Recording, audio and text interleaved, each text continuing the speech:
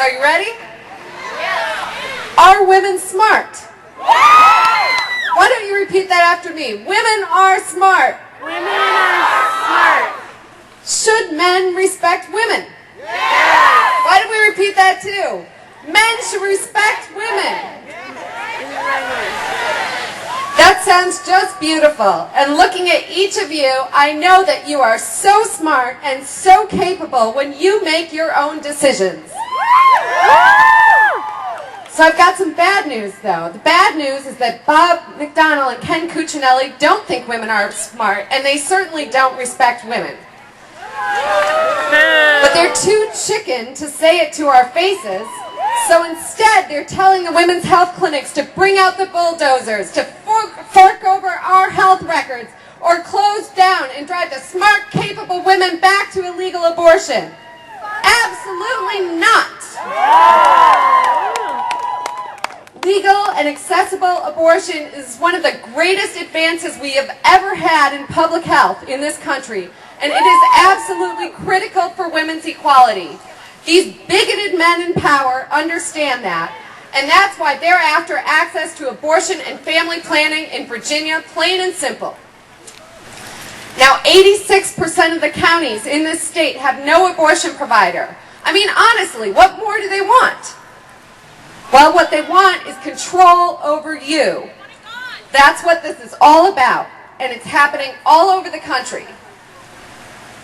Just 2 days ago, and I think we also need to note that 20 years ago, Anita Hill told the Senate that Clarence Thomas sexually harassed her, and they responded by making him a Supreme Court justice, which affects this right here, too.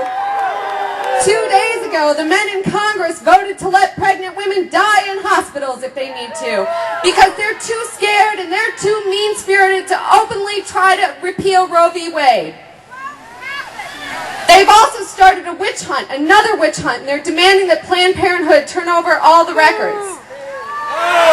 Let me say this very clearly. This war on women here in Virginia, in the states around the country, and in the federal government is the Anita Hill moment of our generation.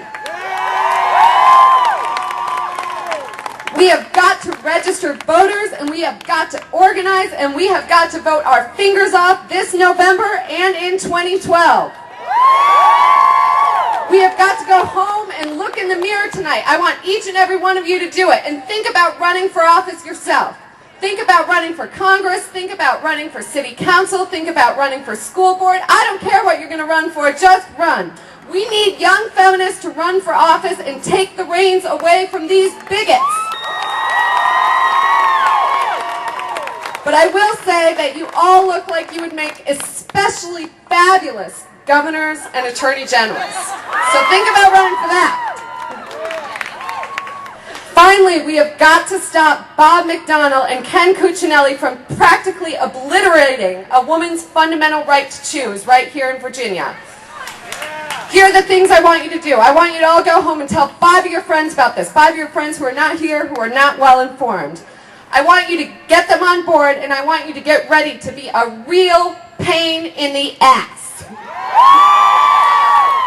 And I want you to go to the website for the Coalition for Women's Health. It's www.coalitionforwomenshealth.org, and keep watching for what to do. It's not going to be easy to get rid of this, but we can turn it around.